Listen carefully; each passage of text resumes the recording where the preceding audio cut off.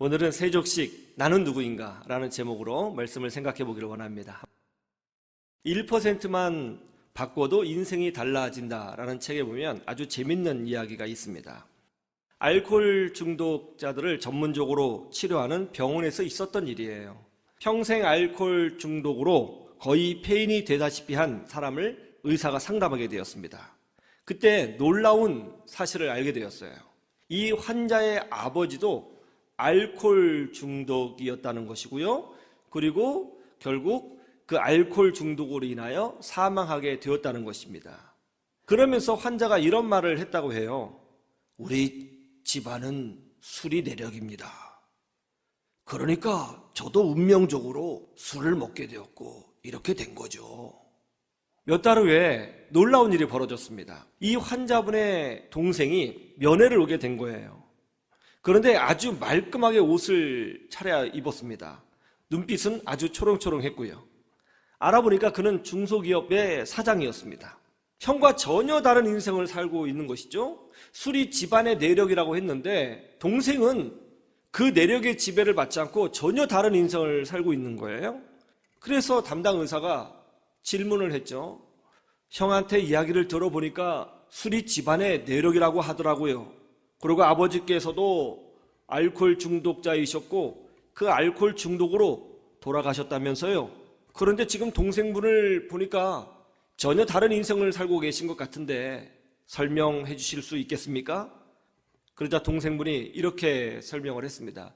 예, 선생님. 술이 저희 집안의 내력인 것은 사실입니다. 그리고 저희 아버지께서 알코올 중독자이셨던 것도 사실이고요. 그 때문에 돌아가신 것도 맞습니다. 그런데 저는 어렸을 때부터 아버지께서 술을 드시고 집안에 오셔서 소리를 치시고 때로는 가정폭력을 행사하실 때마다 그것을 보고 이렇게 생각했습니다. 나는 절대로 우리 아버지처럼 살지 않을 거야. 나는 절대로 저렇게 살지 않을 거야. 그렇게 생각했습니다. 그리고 의도적으로 술을 피했습니다. 그리고 아버지처럼 되지 않기 위해서 공부에 그야말로 제 인생을 올인했습니다. 그것이 좀 다른 점이겠죠. 그렇게 답변을 했다는 것입니다. 똑같은 아버지 밑에서 똑같은 현상을 보고 한 사람은 술은 우리 집안의 내력이야. 나도 결국 아버지 닮아가는 거야. 내가 뭐 별 수 있겠어? 내가 아버지처럼 되는 거지 하면서 아버지 얘기를 따라갔고, 똑같은 아버지 밑에서 동생은 난 저렇게 안 살 거야. 난 저렇게 안 살 거야 하면서 다른 인생을 살았다는 거예요. 사람은 똑같은 것을 보고 다르게 해석할 수 있는 힘이 있고, 그리고 무엇을 바라보고 사느냐에 따라서 자기 인생이 달라진다고 하는 것입니다. 무엇을 바라보고 사느냐, 똑같은 것을 봐요. 그러나 어떤 면을 보느냐, 어떤 결정을 하느냐가 그의 인생이 달라진다는 것이죠. 제가 청년 사역을 오래 했습니다. 청년 사역을 하면서 깨달은 것이 있어요. 우리 청년들이 굉장히 밝은데요, 청년들하고 1대1로 상담을 하다 보면 정말 놀라운 이야기를 많이 듣습니다. 의외로 청년들이 열등감에 시달려요. 저는 지방대 출신이에요. 취업이 잘 안 되고요. 제가 할 수 있겠어요. 저는 고졸입니다. 대충 살아야죠. 저희 집안은요 별로 안 좋아요. 부모님이 이혼하셨고요. 좀 제가 그래요. 그런 아이들이 너무나 많아요. 그러면서 이 아이들이 하는 말이 뭐냐면, 제 안에는요 울고 있는 아이가 있어요. 그 모습이 보인다는 거예요. 가끔 눈을 감으면 잠자기 전에 자기 모습이 보인대요. 그러면 막 울고 있는 애가 보인다는 거예요. 그게 자기 이미지라는 거예요. 그것을 바라보고 사니까 자신감이 있겠어요? 여러분, 제가 오늘 여러분에게 드리고 싶은 말이 있습니다. 그런 이미지를 바꿔야 됩니다. 우리 청년에게 말했어요. 그런 이미지 버려야 된다. 너는 예수 안에서 다른 존재야.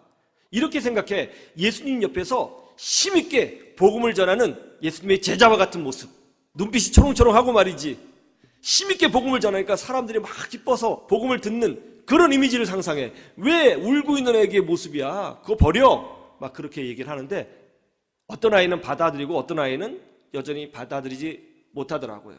여러분 안에는 어떤 이미지가 여러분 중심에 있습니까?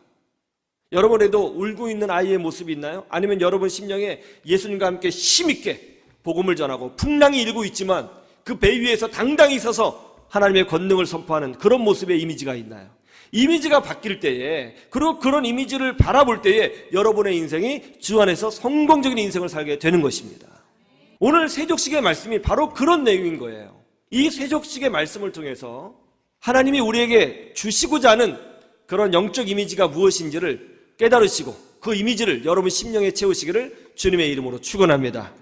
그러면 그것이 무엇일까요? 첫 번째로 보석같이 소중한 사람의 이미지를 여러분 품속에 품고 있어야 한다는 거예요.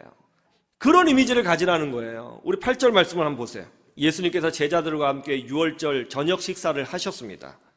때는 늦은 밤이었습니다. 한참 식사를 하시다가 예수님이 갑자기 일어나셨어요.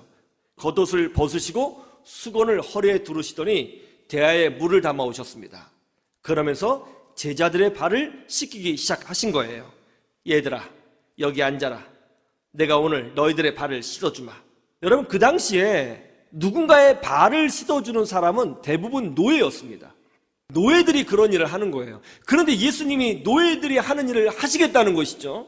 베드로야, 이제 네 순서가 되었구나. 여기 앉아라. 내가 너의 발을 씻어주마. 그러자 베드로가 깜짝 놀라면서 이렇게 반응합니다. 주님, 왜 이러십니까? 그러시면 안 되죠. 절대로 제 발을 씻으시면 안 됩니다. 베드로야, 내가 왜 너희들의 발을 씻어줘야 되는지 지금은 이해하지 못하겠지만 후에는 알게 될 것이다. 그러니 여기 앉아라. 베드로가 거듭 거부를 하죠. 안 됩니다, 주님. 절대로 제 발을 씻으실 수 없습니다. 이렇게 하시면 안 됩니다, 주님. 그때 예수님께서 놀라운 말씀을 하십니다. 내가 너의 발을 씻어주지 아니하면 너와 나는 상관이 없느니라. 무슨 말이죠? 발을 씻어주시는 사건이 단순히 예수님께서 낮아지셨다, 겸손하시다라는 모습을 보여주기 위한 세족식이 아니라는 거예요. 이것은 예수님과 제자들이 관계를 갖는 어떤 특별한 영적 의식이라는 것이죠. 예수님이 제자들의 발을 씻어주는 사건은 예수님의 겸손을 드러내시기 위해서 하신 사건이 아니라는 것입니다. 무언가를 보여주시기 위해서 하신 거라는 거예요. 무엇인가를 보여주시기 위해서. 그것이 뭘까요? 예수님이 이 땅에 오신 목적이 뭡니까? 예수님은 권능을 보여주시기 위해서 이 땅에 오신 것이 아니죠. 예수님이 얼마나 대단한 분이신가를 확인시켜 주시려고 이 땅에 오신 것도 아닙니다. 예수님이 얼마나 겸손하시고 얼마나 좋으신 분이신가를 보여주시려고 이 땅에 오신 것도 아닙니다. 예수님이 이 땅에 오신 목적은 하나예요. 우리들의 생명을 살리기 위해서 이 땅에 오신 것입니다. 그러면 왜 예수님께서 우리들의 생명을 살리시기 위하여 이 땅에 오셨을까요? 그것은 성부 하나님께서 성자 예수님에게 그것을 요구하셨기 때문에 그런 거예요. 예수님은 이 땅에서 자의적으로 행동하신 것이 하나도 없습니다. 모든 행동이, 모든 기적이, 모든 사건이 하나님의 요구에 순종하시는 사건이었던 거예요. 예수님이 기적을 행하셨다. 그걸 보고 야, 예수님 능력이 많으시다. 그렇게 생각할 수도 있지만 한편으로는 왜 그 시간에 그 타임에 그런 기적을 행하셨는가? 그것은 하나님의 요구이셨다라는 것을 아셔야 되는 거예요.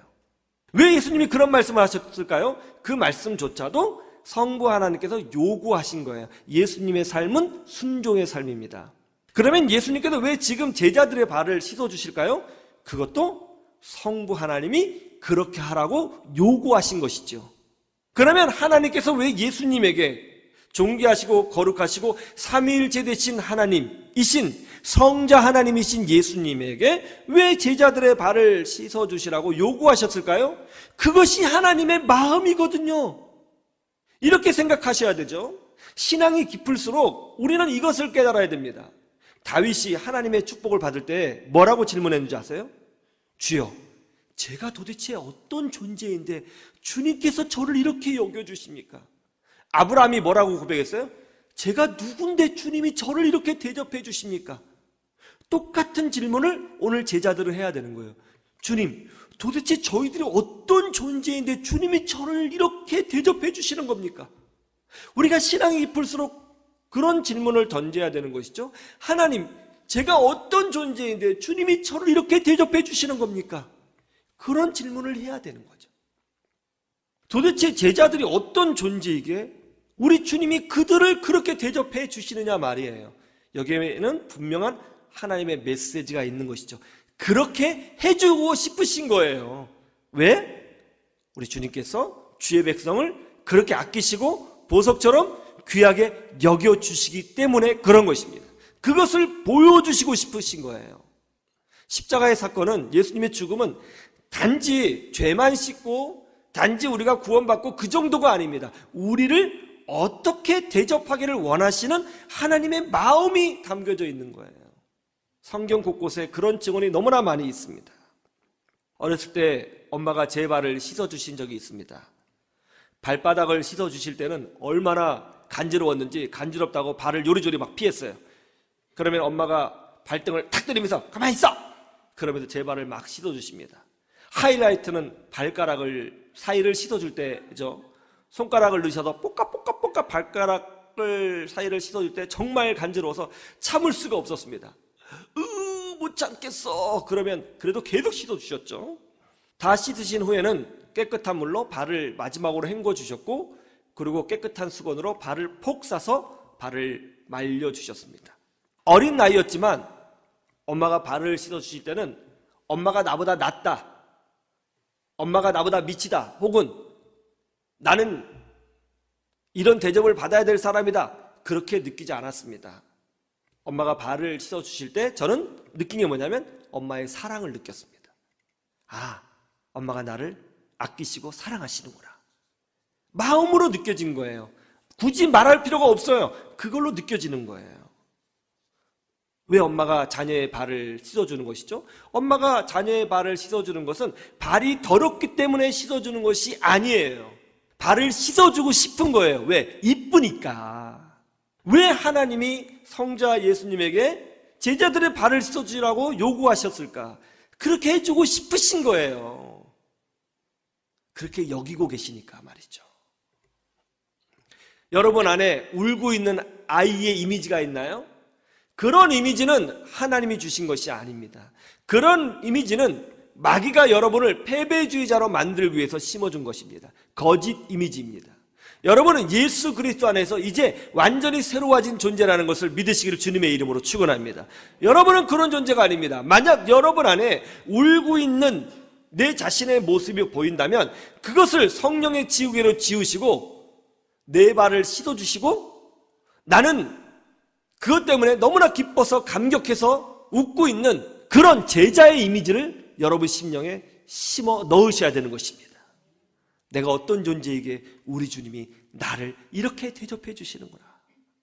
한번 지금 이미지를 만들어 보세요. 여러분의 의자에 앉아 있고요, 우리 주님이 자상한 눈빛으로 여러분을 바라보면서 발을 씻겨주고 계세요. 여러분은 너무나 행복해서 대야에 발을 담그고 막 기뻐하고 있습니다. 그것이 여러분이 가지고 있어야 될 이미지인 거예요.